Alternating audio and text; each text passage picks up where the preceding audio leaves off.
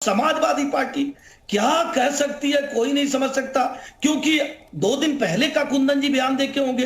इनके एक नेता कह रहे हैं हिंदू धर्म ही नहीं होता है। स्वयं अखिलेश यादव जी कहते हैं साधु सन्यासी चिरंजीवी होते हैं, काशी में तो लोग अंतिम समय में जाते हैं। तो तुष्टीकरण की राजनीति छोड़िए भैया।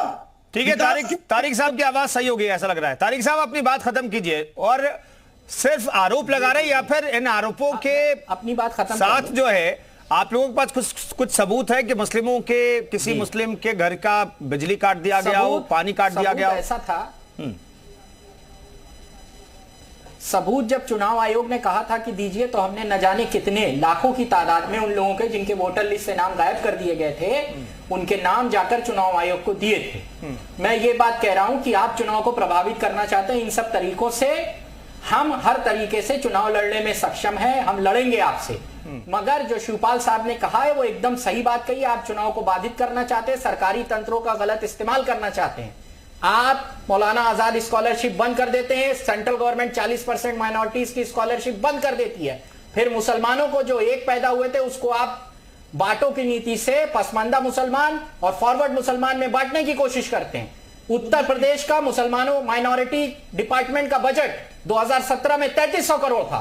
आज की डेट में उस बजट को आप 1700 करोड़ ले गए। नितिन गडकरी का बजट कम कर दिया जाए, रोडें कम बनेंगी। उत्तर प्रदेश को सेंट्रल गवर्नमेंट अंशदान में कम पैसा दे, उत्तर प्रदेश का कम डेवलपमेंट होगा। ये कैसा डेवलपमेंट है? क्या सच्चर कमेटी ने बताया था कि ये पसमंदा है और ये जनरल मुसलमान है? सच्चर कमेटी ने बताया था कि पूरा का पूरा मुसलमान बैकवर्ड है। अगर आप मुसलमानों का वोट लेना चाहते हैं, किसी की जागीर नहीं है मुसलमान का वोट, उनके लिए काम करिए ना। खुला चैलेंज है बीजेपी को। आप पसमंदा की बात करते हैं, आप पसमंदा के 5 काम बताइए जो उनके लिए करेंगे। पहले तो आप बताते हैं सब बराबर हैं, फिर बात आप पसमंदा की करते हैं। बुनकर पसमंदा है, अंसारी पसमंदा है, कुरैशी पसमंदा है। इनके लिए आप क्या करेंगे बता दीजिए मुझको, बात खत्म हो जाए। ठीक है, ठीक है। ज़हरा अली के पास जाने से पहले मोहम्मद फरहान भी हमारे साथ मौजूद है। मोहम्मद फरहान, आप लोग तो समाजवादी पार्टी पर यह आरोप लगाते रहते हैं, आपके राष्ट्रीय अध्यक्ष लगाते रहते हैं कि समाजवादी पार्टी ने मुस्लिमों को वोट बहुत लिए लेकिन मुस्लिमों के लिए कुछ किया नहीं। यहां पर भी वोट के लिए बहुत गंभीर आरोप लगाए जा रहे हैं। कुंदन जी 10 सेकंड में जवाब दूंगा, फिर दूसरे से आप पूछ लीजिएगा। कुंदन जी, हमारे पे आरोप लगाया जा रहा है कि हमने कुछ किया नहीं। मैं अपने भाई से बताना चाहूंगा सिंह साहब, सेकंड राउंड में आपको दे दूंगा वक्त। सिंह साहब, सेकंड राउंड में आपको वक्त दूंगा, इसका जवाब दीजिएगा। लेकिन उससे पहले मोहम्मद फरहान, तो तत्काल मैं भी रिस्पॉन्ड करूंगा। ठीक है, ठीक है। तारिक साहब मैं करूंगा, हमारे शो में सबको वक्त मिलता है। तारिक साहब, ठीक है। मोहम्मद फरहान, मैंने कहा रिस्पॉन्ड करिए। मोहम्मद फरहान जल्दी से। और भाई बोलने पहले इन दोनों को चुप कराएंगे तब तो बोलूंगा। चुप है, आप बोलिए, आप बोलिए। देखिए जल्दी इस टाइम समाजवादी पार्टी को है।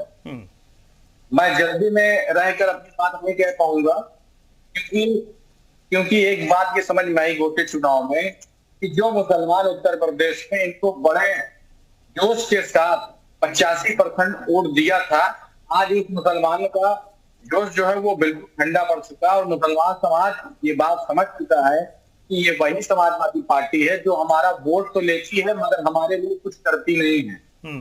भाई बड़ी बड़ी बातें कर रहे हैं, इनको मैं याद दिलाना चाहता हूं क्योंकि ये ओवैसी साहब का आंकड़ा बता रहे हैं। आपको एक बात और बताऊं, जब आपकी सरकार थी तो एक मंडल में 4 जिला होते थे और हर मंडल में एक थाना, हर जिले पर एक थाना अध्यक्ष मुसलमान होता था और 12-12, 14-14 यादव जो थे वो थाना अध्यक्ष हुआ करते थे। इसके बाद मैं आपको बता दूं 429 पोस्टें ऐसी थी जो IAS और IPS और मिला करके उसमें मात्र 16 मुसलमान थे। 16 में से 2 आपकी ही सरकार में 2 साल बचा था, रिटायर हो गए थे। बचे थे कितना? 14 मुसलमान लेकर पूरे उत्तर प्रदेश में आप क्या कर रहे थे? ठीक है।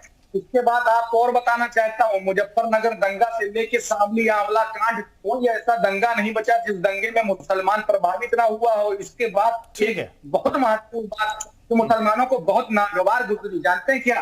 25 साल के कार्यकाल में एक मुसलमान हमारा भाई DSP बना था, इनकी सरकार में वो मार दिया गया।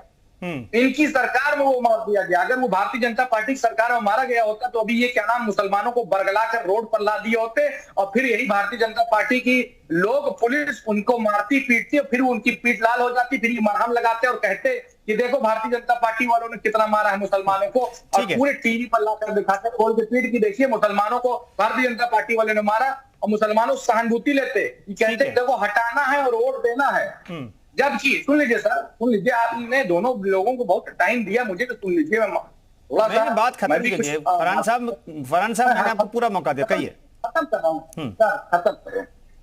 खत्म कर रहा हूँ। मुझे वो भी दिन याद है, कभी नहीं भूल सकता उत्तर प्रदेश का मुसलमान, कि जब मुस्लिम बच्चे, बेगुनाह मुसलमान बच्चे की कब्र की मिट्टी नहीं सूखी थी और सैफई में महोत्सव के नाम पर वैष्णव का नाच कराया जा रहा था। ये मुसलमान बात कभी किसी कीमत पर नहीं भूल सकता है।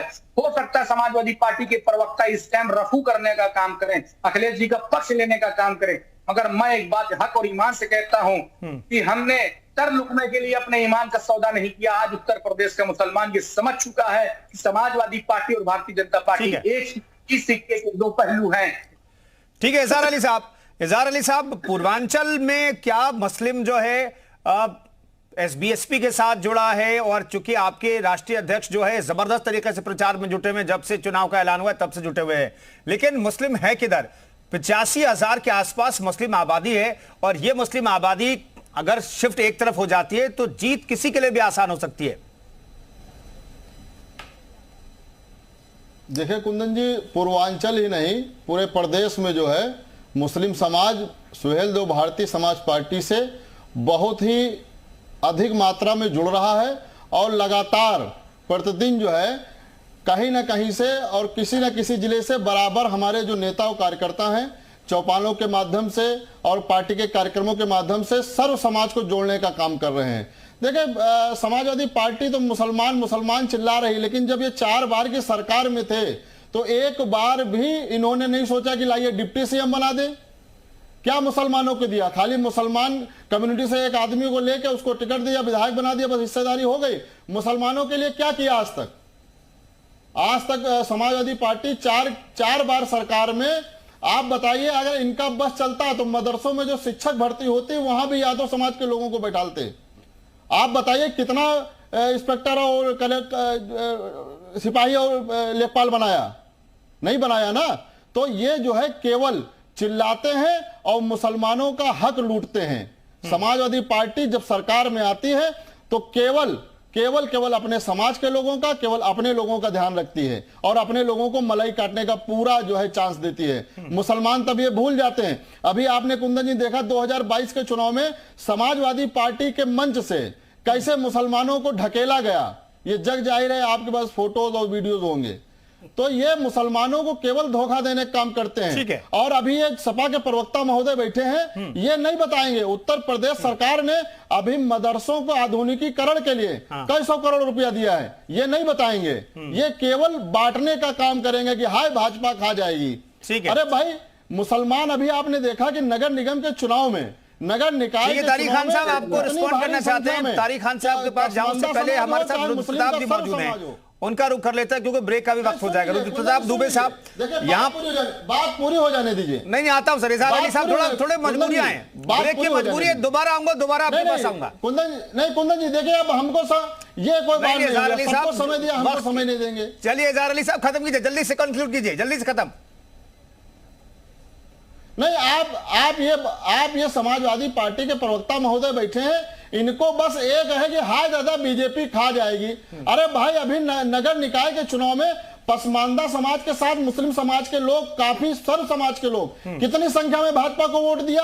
भाई आज अल्पसंख्यक समाज माननीय मोदी जी की, योगी जी की नीतियों के साथ जो गरीब शोषित वंचित जो समाज है, जो रुद्रप्रताप दुबे साहब, ये जो सीट है, ये सीट ऐसा लग रहा है कि नाक क्या सवाल हो गई सीट, ये उपचुनाव